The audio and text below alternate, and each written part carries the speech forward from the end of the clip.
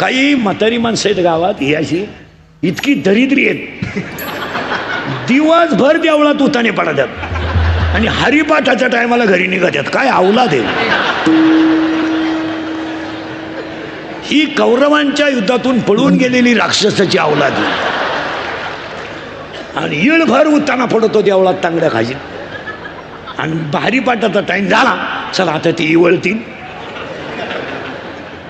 राहिलं नाही अजून 10 वर्ष नाही. महाराज आता बाबा थकले, जुने महाराज मंडळी थकली, आमच्या वयाची जेवढी माणसं जर थकले, तुम्हाला विनोद वाटेल नवी मंडळी देवळाकडे यायलाच राहिली नाही. अजिबात माणसं राहिली नाही. तुम्ही दिंड्या तपासा सगळे वैतागेल माणसं दिंडीत आहेत.